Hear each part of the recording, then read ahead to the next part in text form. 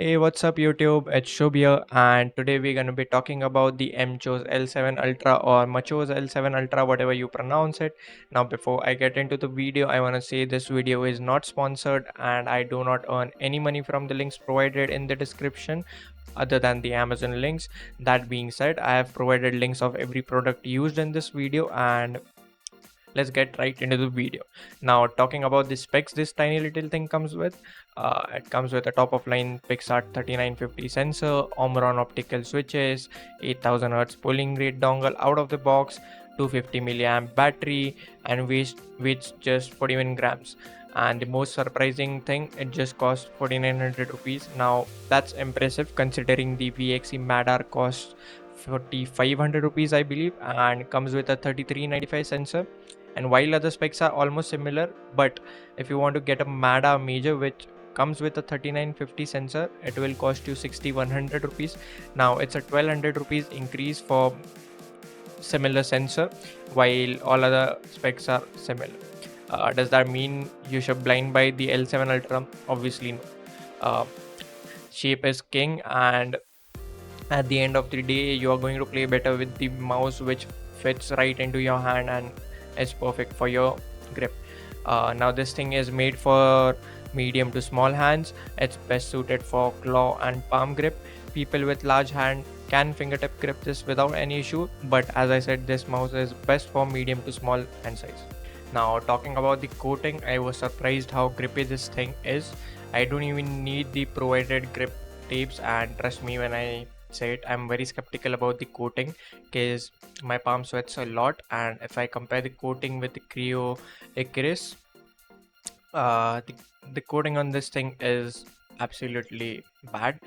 This thing starts slipping out of my hand after 2 or 3 hours of gaming. Um, Even if I compare it with the Lamzo Atlantis. Now this thing has a better coating, but it tends to slip out of my hand a bit, not as much as the Creo Icarus, but yeah, the coating on the Death Adder V3 is good. It's close to the Lamzo Atlantis. Now I don't have any complaints about the coating on this thing because this thing just fits right into my hand and I can grip it better than the other. So we're not gonna talk about the Death Adder right now. uh, and as I said, the coating is very good. It does not slip out of my hand after 7 or 8 hours of gaming straight, and I just love the coating. And by far this is the best coating after the Viper V2 Pro. Now getting into the quality of this thing, I can confidently say this thing beats its competition out of the water. Like, it does not have any rattling noise or any creaking, a little to no side flex. It does not have any issues in terms of quality. Even if I press it hard enough, it does not budge.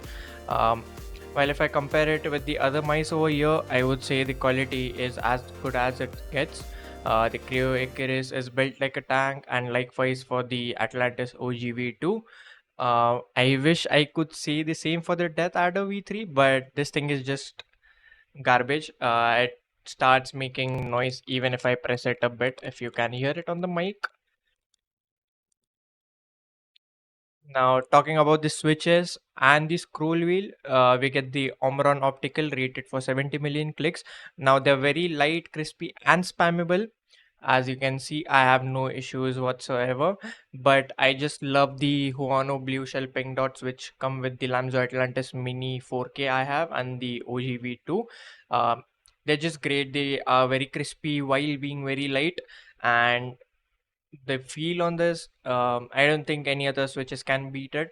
But the optical switches are far superior, and they'll never have double click issues, even on the lowest debound settings. um, the main clicks do have a little bit of pre-travel and post-travel in the front, over here, as you can see.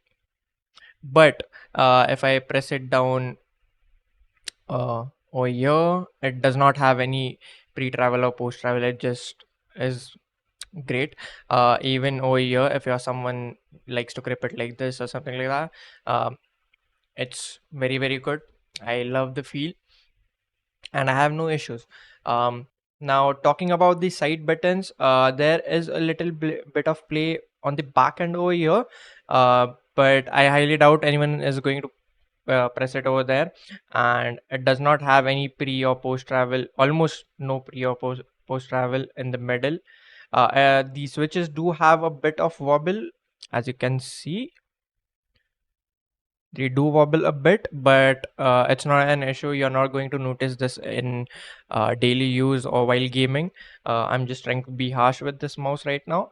Um, and same for the front button as well. It has some play over here and over here, but in the middle it has little to no pre-travel and post-travel. Now moving on to the scroll wheel, I just love how lightweight the scroll wheel is, and it is very tactile, very crispy, uh, very easy to spam. As you can see, I can just spam it fast, very fast.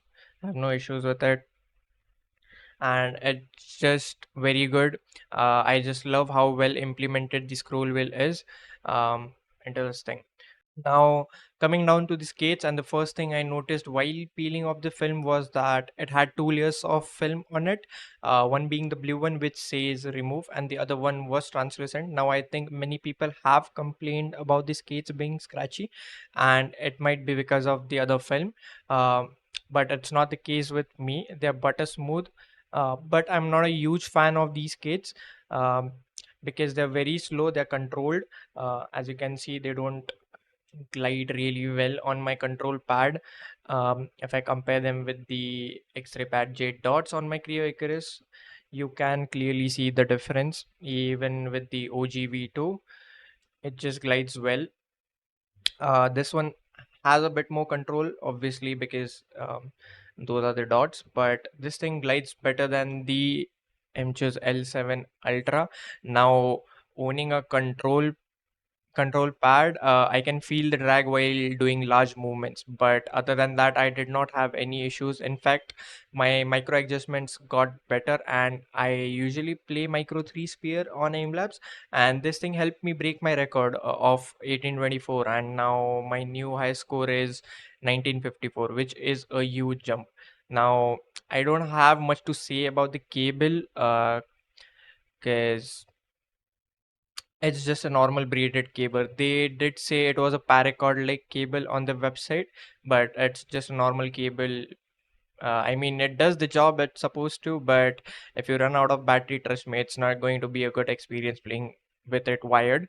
So get a aftermarket cable, or just charge your mouse for 10 minutes and you'd be good to go for a day. That being said, I hope I've covered all the necessary points. If you think I've missed something, do let me know in the comment section, and I'll be more than happy to answer all the questions. And that's all for today. I hope you enjoyed watching the video, and I hope to see you in the next one.